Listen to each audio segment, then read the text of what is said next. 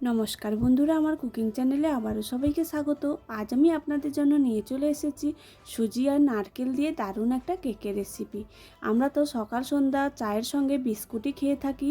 এইরকম একটা কেক বানিয়ে যদি আপনারা ফ্রিজের মধ্যে রেখে দিতে পারেন, চায়ের সঙ্গে খেতে কিন্তু খুবই ভালো লাগে। এই রকম কেক পেলে বাচ্চারা তো খুশি হয়ে যাবে।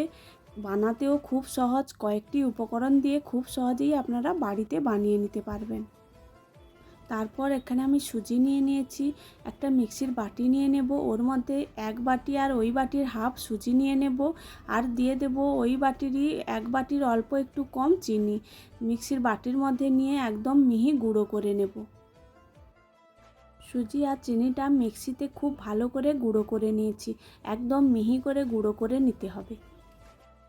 তারপর একটা পাত্র নিয়ে নেব, ওর মধ্যে নিয়ে নেব হাফ বাটি সাদা তেল আর বাটার একসঙ্গে মিশিয়ে নিয়েছি, ওটা নিয়ে নেব। আপনারা চাইলে শুধু মাখন বা শুধু সাদা তেল দিয়েও করতে পারেন, কিন্তু এর মধ্যে মাখন দিলে এর কেকের গন্ধটা কিন্তু খুবই ভালো আসে। আর নিয়ে নেব ওই বাটির হাফ বাটির লিকুইড দুধ আর হাফ বাটির টক দই। সব কিছু খুব ভালোভাবে মিশিয়ে নিতে হবে। সব কিছু খুব ভালোভাবে মিশিয়ে নিয়েছি। ওর মধ্যে দিয়ে দেবো আগে থেকে সুজি আর চিনিটা যে গুঁড়ো করে রেখেছিলাম, ওই গুঁড়োটা দিয়ে খুব ভালোভাবে মিশিয়ে নেব। এখন একটু পাতলা মনে হলেও কোনো কিছু এর মধ্যে দেওয়ার দরকার নেই। এটা যখন আমি অনেকক্ষণ রেস্টে রেখে দেব তখন অনেকটাই ঘন হয়ে যাবে, তাই এটা 3 থেকে 4 মিনিট খুব ভালোভাবে মিশিয়ে রেস্টে রেখে দেব। মিশ্রণটা আমি খুব ভালো করে মিশিয়ে নিয়েছি, ঢাকনা দিয়ে আধ ঘন্টা মতো রেস্টে রেখে দিয়েছি। তারপর আমি এখানে একটা কেক টিন নিয়ে নিয়েছি, ওর মধ্যে খুব ভালো করে মাখন মাখিয়ে নেব। মাখনটা মাখানো হয়ে গেলে এর সাইজে আমি একটা সাদা কাগজ, পরিষ্কার কাগজ কেটে রেখেছি, ওই কাগজটা দিয়ে এর উপরেও আমি খুব ভালো করে মাখন মাখিয়ে নেব। আপনারা যদি বাড়িতে বাটার পেপার থাকে তাহলে বাটার পেপার দিয়েও এই কেকটা বানাতে পারেন।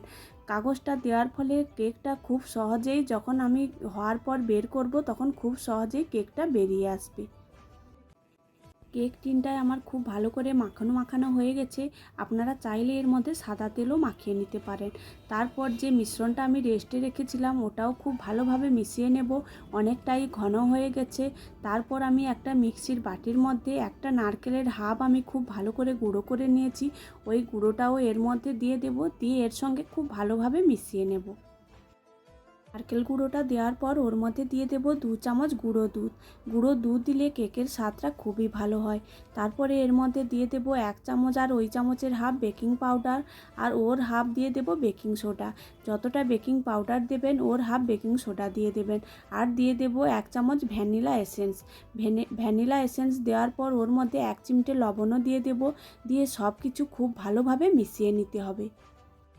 সব কিছু খুব ভালোভাবে মিশিয়ে নিয়েছি, অনেকটাই ঘন লাগছে, তাই এর মধ্যে হাফ কাপের মতো দুধ দিয়ে দেব, লিকুইড দুধ দিয়ে সব কিছু আবারও খুব ভালোভাবে মিশিয়ে নেব।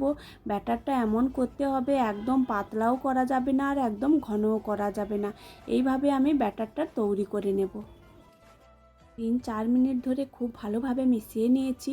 তারপর আগে থেকে যে কেক টিনটা রেডি করে রেখেছিলাম ওর মধ্যে কেকের ব্যাটারটা ঢেলে দেব। পুরোটা ভর্তি করে দেব না, কেকটা অনেকটাই ফুলে যাবে, তাই অল্প একটু বাকি রেখে কেকের ব্যাটারটা ঢেলে দেব। তারপর আগে থেকে আমি গ্যাসের মধ্যে একটা কড়াই বসিয়ে রেখেছিলাম, 10 মিনিট আগে থেকে কড়াইটা খুব ভালোভাবে গরম হয়ে গেছে।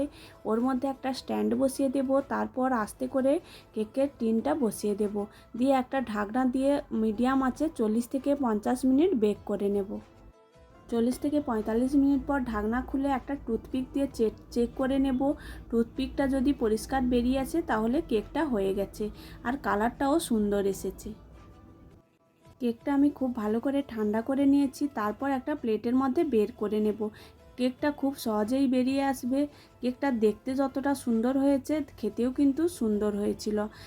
কেকটা হয়েছেও একদম নরম তুলতুলে। আপনারাও এইভাবে একবার নরম তুলতুলে কেক খুব সহজেই বাড়িতে বানিয়ে নিতে পারেন, খেতে কিন্তু খুবই ভালো হয়।